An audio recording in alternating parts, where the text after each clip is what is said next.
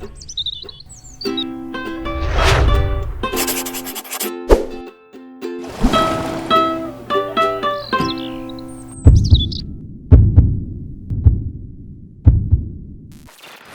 meus amigos, um dia de muita paz para todos nós. Hoje, exatamente 14 de outubro de 2024, estamos nós reunidos para estudarmos a obra Revista Espírita. Nós estamos na Revista Espírita no mês de fevereiro de 1861. Vamos iniciar hoje Conversas Familiares de Além-Túmulo, um material muito bom relacionado ao suicídio de um ateu. Olha lá. Então, esse trabalho será conduzido pelas nossas amigas, irmãs, Aramita e Carlinha. Então, vamos envolver a nossa Carlinha para fazer a nossa prece de gratidão. Amado Jesus, é com alegria que aceitamos o convite para o estudo, para o trabalho, para a reflexão. É um momento de luz, de paz para todos aqui. Parar um momento e refletir nessas lições.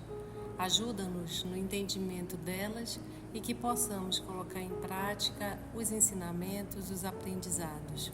Não só aqui nas nossas conversas, mas no dia a dia, onde somos, às vezes, enganados pela matéria, enganados pelas tarefas que nos chamam, para saber te encontrar em cada passo, em cada movimento. Fica conosco e nos ajuda nesse estudo de hoje, que assim seja. Então hoje vamos iniciar Conversas Familiares de Além-Túmulo, o suicídio de um ateu. Tem uma nota do tradutor para ver o céu e o inferno, segunda parte, capítulo 5, um ateu. Ou seja, esse texto também está lá no livro O Céu e o Inferno. O senhor J.B.D. era um homem instruído, mas saturado em extremo de ideias materialistas, não acreditando em Deus nem na existência da alma. Afogou-se voluntariamente há 2 anos. Foi evocado a pedido da família. Então, ele se jogou em algum lugar e morreu, porque afogar-se voluntariamente não tem. Deve ter amarrado algum peso. É só não parar de... Ao ter desgosto, ao estar em depressão, a pessoa para de... Não, mas assim, Não, de fazer... a gente fala o fato de mergulhar e de permanecer, né? Então, às vezes, eles amarravam algum peso para não voltar, entendeu? Porque até o instinto mesmo, até instintivamente, você acaba, quando você se desespera ali buscando ar, né? Vamos ver aqui os detalhes, né? Evocação.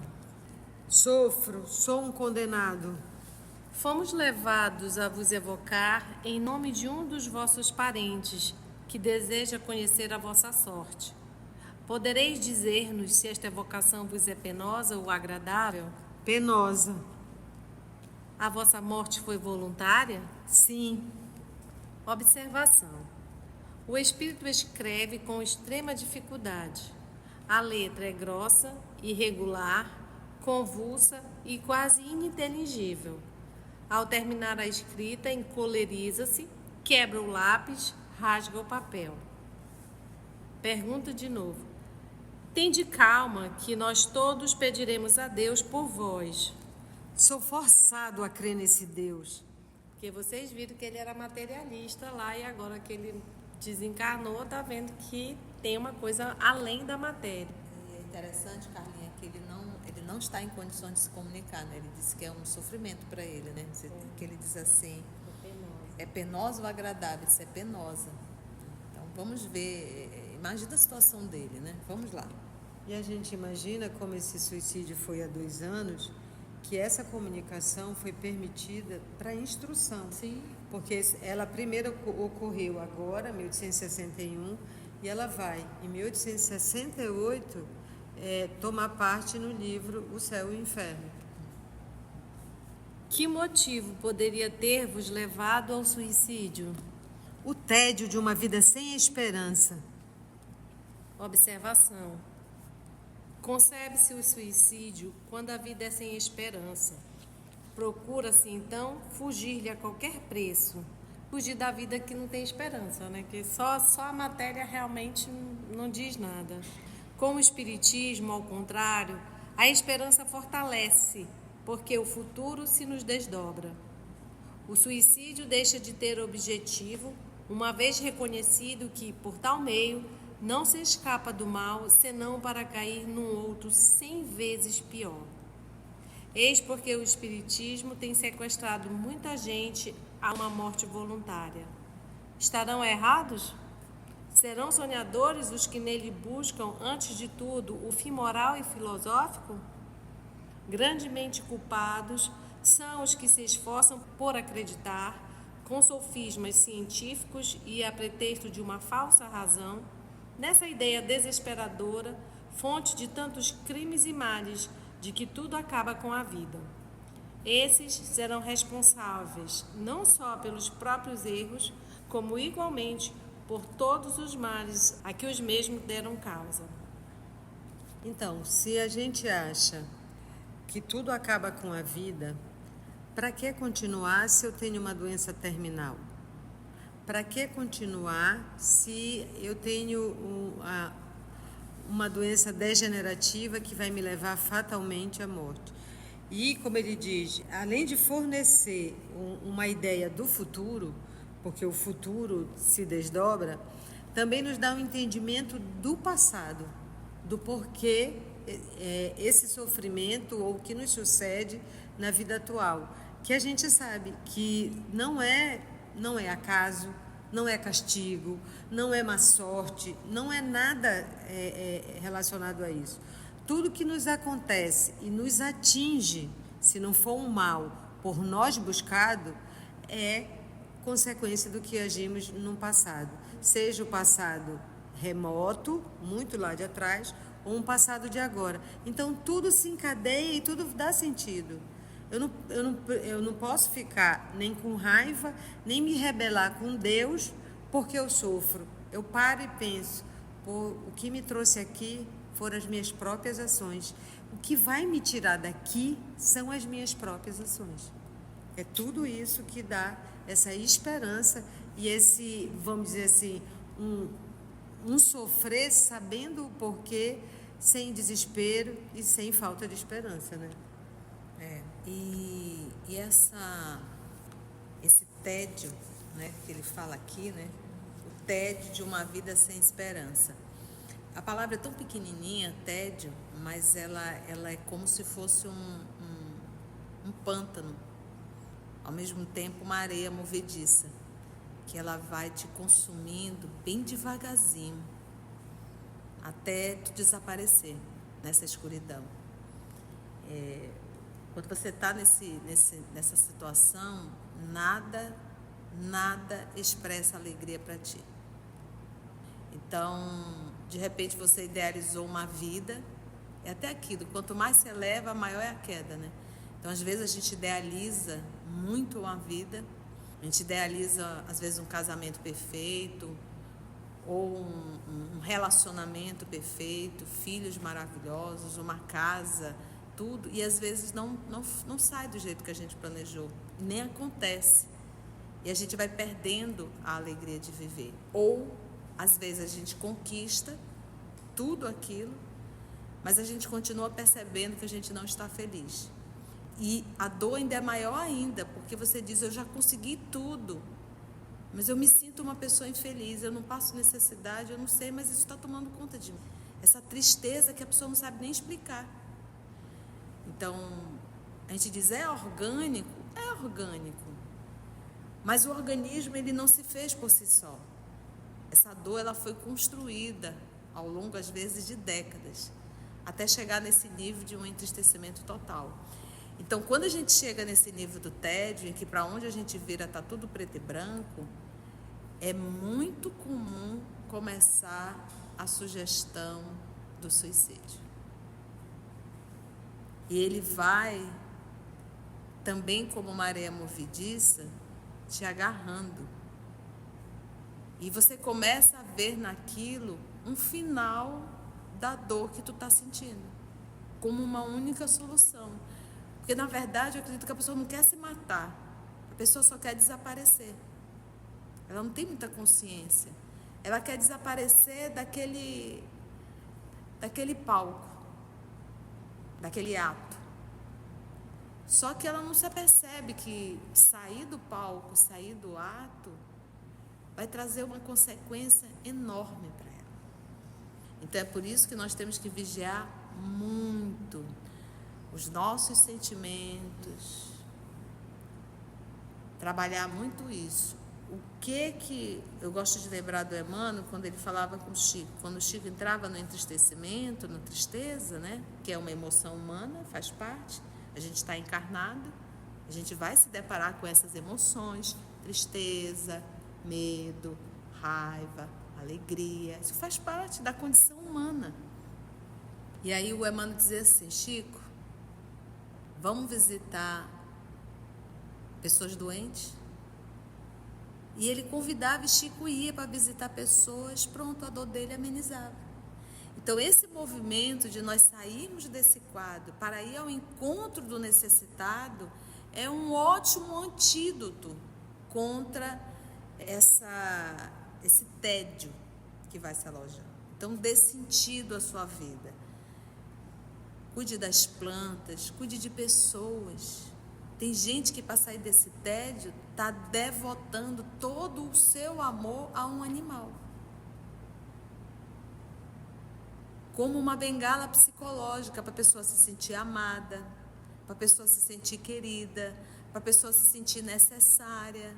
E ela devota todo o sentimento dela a um animal. E quando esse animal vai embora? Que a vida do animal é curta, 15, 20 anos no máximo. E a pessoa volta novamente ao tédio. Então a gente precisa descobrir que quando a gente busca amar o outro, cuidar do outro, a gente começa a cuidar da gente mesmo. É impressionante isso. Por isso que o Evangelho diz, para que a gente dê atenção, para que a gente cuide mais do outro do que de nós. A gente não consegue entender. Diz, mas como é que eu vou cuidar mais do outro do que de mim mesmo? Né? A gente não consegue entender, pensar no outro antes de pensar em mim. Mas é pensando no outro e cuidando do outro, não é do próximo, é o outro. É aquele que eu saio, é aquele que eu vou distante. Eu estou cuidando de mim. Por isso que Jesus falou.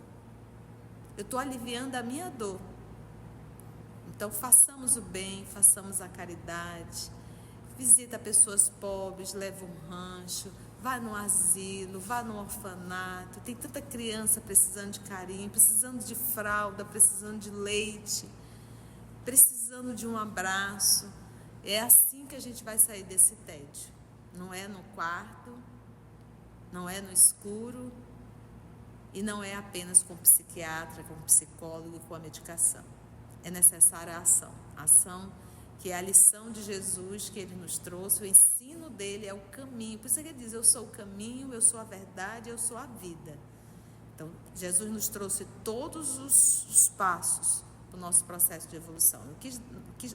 Fizemos essa parada porque o suicídio hoje está tomando uma proporção muito grande. E talvez quem esteja nos ouvindo está passando por esse tédio. E a gente tem que trabalhar isso. Como? Cuidando do outro e esquecendo a sua dor. Quando você voltar, a sua dor não vai estar mais lá. Mas tem uma coisa também, tia, que é assim, a gente não pode ser só joguete das emoções, porque nós temos a razão, nós temos conhecimentos. Então, quando uma emoção nos toma, também somos chamados a colocar a nossa razão para funcionar. Né? Eu estou triste, eu estou chateada, mas eu vou levantar, vou tomar um banho, vou me alimentar. Então, se nós temos essa capacidade de raciocínio, é preciso que a gente use. Porque hoje, porque eu estou triste, eu não vou fazer. Não, nós temos a nossa parte de ação realmente, que é usar o nosso racional. Tudo isso que a gente está lendo aqui não é só para ficar no blá blá blá, é para a gente ter material, para na hora que o furacão nos tomar, a gente ter, não, agora eu vou parar, porque eu sei o que está acontecendo. Então a gente começa a usar esse raciocínio, que também é divino, né? exatamente isso, porque a emoção é algo interno, é orgânico. O que eu vou fazer dela, aí torna um sentimento. Então a gente para e pensa assim, esse movimento, Carlinha, de sair, de ajudar, isso já é usando a razão. Isso já é um movimento que eu já estou tomando uma atitude. Eu não estou me entregando. Eu estou já fazendo um movimento de sair, seguindo as orientações do nosso Senhor Jesus. Agora, realmente, há casos desse tédio, toma uma proporção muito grande. A pessoa não... tem gente que não consegue nem tomar banho. E que a gente diz, precisa ser de um profissional, precisa, às vezes, tomar medicações, mas a medicação, ela é um paliativo. Eu preciso mudar a atitude, depois fazer o desmame. Agora, se eu não mudar a atitude, eu vou ser uma eterna depressiva. Quisestes escapar às vicissitudes da vida, ganhastes alguma coisa? Sois agora mais feliz? Por que não existe o nada? Tende a bondade de nos descrever do melhor modo possível a vossa atual situação. Sofro pelo constrangimento em que estou de crer em tudo quanto negava. Meu espírito está como num braseiro, horrivelmente atormentado. Então, ainda rebelde, né? Diante de uma coisa, ele ainda de uma realidade que ele está vivendo, ele ainda se revolta, né? Você vê a pergunta dele na resposta de número 6? Por que não existe? Por que não existe um nada? Tem coisa pra né? Então, eu me lembro de uma vez numa comunicação que veio através do nosso intermédio e o Espírito dizia exatamente isso. Ele dizia, eu não quero existir. Eu não tenho esse direito, eu não quero existir. Porque mesmo na condição de espírito, a gente continua existindo. E ele dizia, eu não quero existir. Então aqui esse nosso irmão, ele diz, por que não existe o nada? Era nisso que eu acreditei, eu queria simplesmente não existir. Então não tem como ele, ao fato dele estar desencarnado, estar frente a uma realidade, provoca mais revolta ainda. A própria pergunta é contraditória, né? Existir e nada, né? Nada, por que não existe o nada? Mas é o que ele queria o quê? O Mas nada. Se existe, não é. Se existe, já é alguma coisa. É alguma coisa, né? De onde provinham as vossas ideias materialistas de outrora? Em anterior encarnação, eu fora mal, e por isso condenei-me na seguinte aos tormentos da incerteza, e assim foi que me suicidei. Observação. Aqui há todo um corolário, uma sequência de ideias. Muitas vezes nos perguntamos como pode haver materialistas quando, tendo eles passado pelo mundo espiritual, deveriam ter do mesmo a intuição. Já foi lá e voltou, né? E não tem nenhuma intuição disso, né? Ora, é precisamente essa intuição que é recusada a alguns espíritos que, conservando o orgulho, não se arrependem das suas faltas. Não se deve esquecer que a Terra é um lugar de expiação. Eis a razão porque encerra tantos espíritos maus encarnados. E dá a entender que ele foi envolvido com religião, né? Quando ele diz assim, olha, em anterior encarnação eu fora mal e por isso condenei-me na seguinte aos tormentos da incerteza. Então é como se, dá a entender assim, eu penso assim, é como se outrora ele tinha a certeza, entre aspas, mas ele utilizou, nós passamos por um período aqui de inquisição. Entendeste? Então foi algo que ele deve ter se prejudicado tanto em ter tido conhecimento, ter abusado do conhecimento, ter explorado, que ele disse, eu fui mal. E aí ele se condenou na encarnação seguinte a ser um ateu. Não quero mais contato com religião, não quero mais contato com nada que me lembre o meu passado, sabe? É o contrário, né? Aquilo que a gente vai chamar da sombra, né? A sombra normalmente é o contrário daquilo que eu falo, daquilo que eu tento mostrar, daquilo, né? Como diz lá Jung. E é o contrário mesmo, então ele veio avesso a tudo. E aqui diz que conservando o orgulho não se arrependem das suas faltas. E aqui ele fala, por quê, né? É que mesmo Ele vendo... fala que tô sendo obrigada a acreditar em tudo aquilo, então ainda tá com aquele orgulho mesmo na situação em que se encontra. Porque mesmo vendo, mesmo estando em tal situação, ele conserva esse, não, eu estou vendo, mas eu não acredito, eu estou vendo, mas eu não quero. Não é assim. Tá doendo nele, que tá um braseiro nele, ele tem que acreditar nisso. Quando vos afogastes, que ideias tinhas das consequências? Que reflexões fizestes neste momento? Nenhuma, pois tudo era um nada para mim. Depois é que vi que, tendo cumprido toda a sentença, teria de sofrer mais ainda.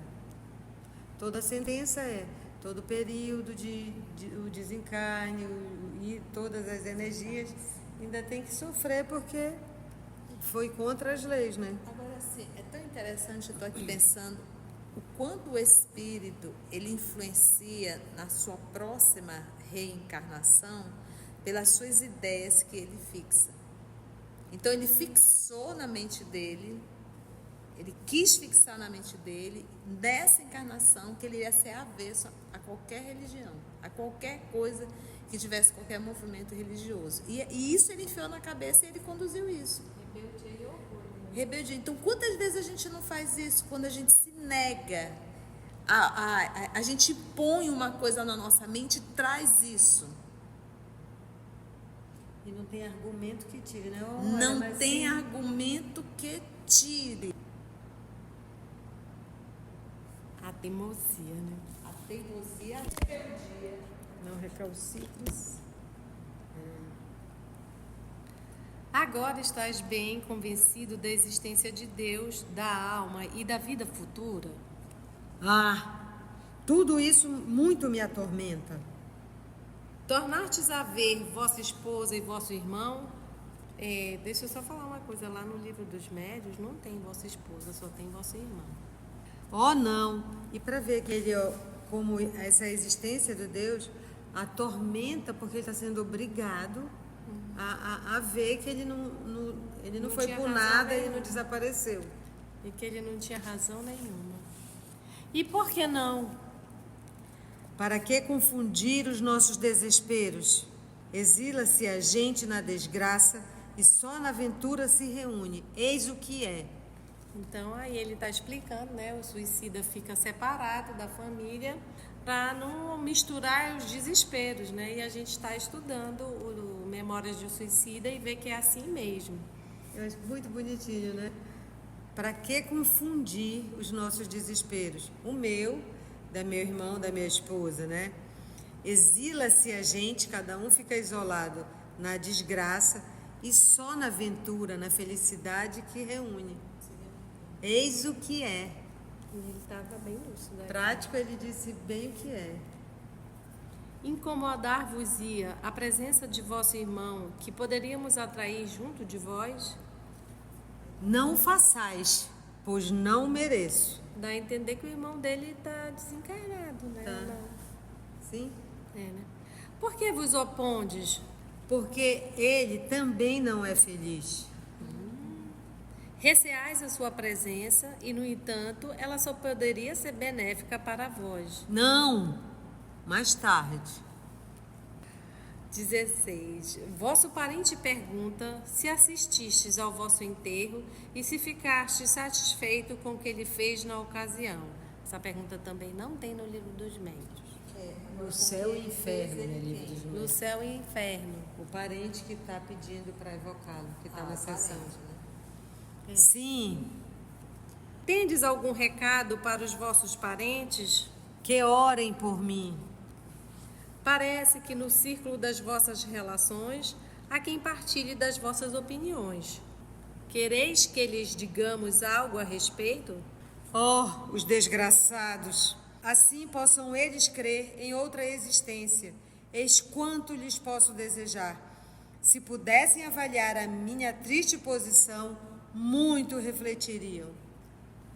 Aí tem uma aspas aqui, assim, evocação de um irmão do precedente que professava as mesmas teorias, mas que não se suicidou. Posto que também infeliz, este se apresenta mais calmo. A sua escrita é clara e legível. E esse que ele diz que esse que é o irmão que também não é feliz. Também era materialista. É, ateu, materialista ateu. Ateu, materialista. Evocação. Aí se evoca o irmão e ele responde. Vou dar aqui a voz para esse irmão. Possa o quadro dos nossos sofrimentos ser útil lição, persuadindo-vos da realidade de uma outra existência, na qual se espiam as faltas oriundas, originadas da incredulidade. Vós e vosso irmão que acabamos de evocar, vos vedes reciprocamente? Não, ele me foge. 21. Estás mais calmo do que vosso irmão. Podereis dar-nos uma descrição mais precisa dos vossos sofrimentos? Não sofreis aí na terra, no vosso orgulho, no vosso amor próprio, quando obrigados a reconhecer os vossos erros? O vosso espírito não se revolta com a ideia de vos humilhardes a quem vos demonstre o vosso erro? Pois bem, julgai quanto deve sofrer o espírito que durante toda a sua vida se persuadiu de que nada existia além dele e que sobre todos prevalecia sempre a sua razão. Encontrando-se de súbito em face da verdade imponente, esse espírito sente-se aniquilado, humilhado. A isso vem ainda juntar-se o remorso de haver, por tanto tempo, esquecido a existência de um Deus tão bom, tão indulgente. A situação é insuportável. Não há calma nem repouso. Não se encontra um pouco de tranquilidade, senão no momento em que a graça divina, isto é, o amor de Deus, nos toca. Pois o orgulho de tal modo se apossa de nós, que de todo nos embota, a ponto de ser preciso ainda muito tempo para que nos despojemos completamente dessa roupagem fatal, o orgulho. Só a prece dos nossos irmãos pode ajudar-nos nesses transes. Olha a importância da prece, da intercessão. Então é que a gente vê bem que a dureza que nos atinge aqui também nos atinge lá. E o orgulho, aquela raiva que dá de estar errado, de ter que pedir desculpa, lá parece muito mais exacerbada e muito mais dolorosa, para o orgulhoso. É o orgulho de reconhecer que as suas convicções não eram verdadeiras. E eu achei interessante também aí, nesse movimento, aquilo quanto mais orgulho, quanto mais vaidade, quanto mais egoísmo, quanto mais ciúmes, mais sofrimento. Então o sofrimento dele aqui não é Deus impondo a ele. O sofrimento dele é construído pelo orgulho. Por isso que Jesus diz, aquele que se eleva será rebaixado. Esse homem se elevou tanto, se sentindo, ele diz, para mim só existia eu, depois de mim não existia mais nada. Ele diz aqui, e sobre todos ele fazia prevalecer a razão A dele. razão dele. Então, ou seja, ele se elevou muito por conta do orgulho e da vaidade, e agora ele está sentindo o menor dos menores. Então a dor dele, que ele construiu, como o povo diz, ele preparou a cama para ele mesmo deitar. Porque agora ele deve estar com aquela vergonha, a vergonha de estar errado o tempo todo, de ter sido, eu digo, prepotente nas suas razões, e agora ele tem que admitir que ele não era nada. Errado, e ele faz uma comparação. Por exemplo, vamos dizer que eu faço alguma coisa para Carla e que eu sei que não foi legal. Mas eu tenho coragem de chegar com ela e dizer, me desculpa. Por que a gente não tem coragem de dizer, me desculpa, eu errei? Orgulho. Mas a gente reconhecer e dizer, me desculpa, eu peguei pesado, não deveria ter feito isso, ter falado isso, ter agido assim. Principalmente quando é para parente nosso. Aí é que a gente não pede desculpa mesmo.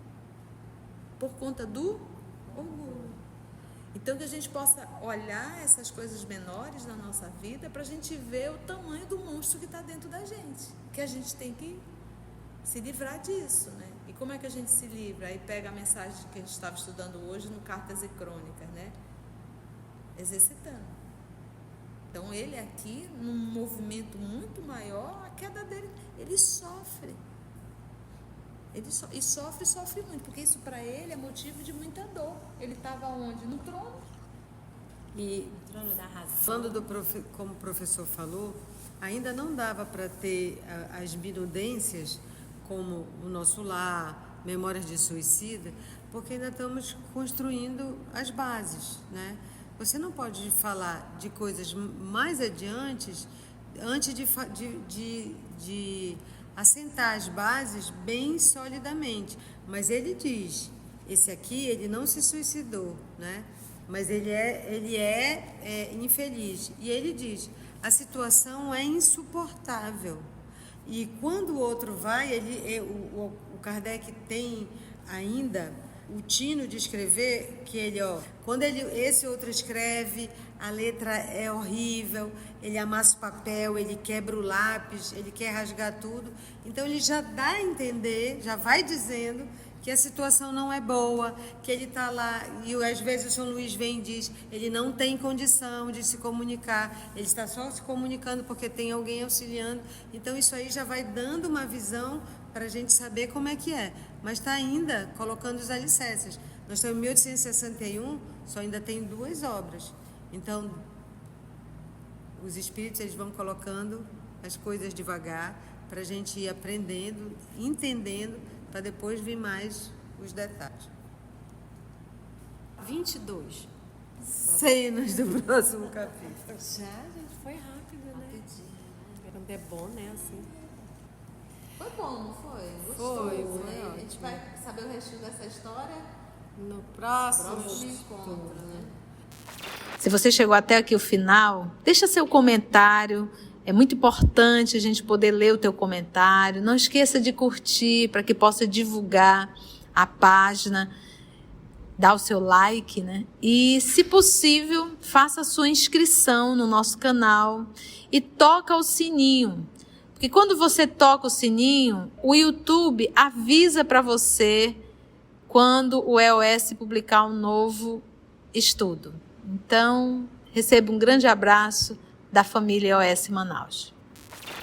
E assim agradecemos ao nosso Senhor Jesus, aos amigos espirituais, por mais essas lições, por mais essa oportunidade e até o nosso próximo estudo, se Deus assim permitir. Necessite. EOS Manaus. Estudando para servir ao Cristo. Visite nosso site em www.eosmanaus.org. No YouTube, procure o canal EOS Manaus. Participe do nosso grupo no Facebook. No Instagram somos @EOS Manaus. Escute e estude na Rádio Manaus de Estudos Espíritas. Estamos, também, em diversas plataformas de áudio. Procure EOS Manaus, no seu aplicativo preferido.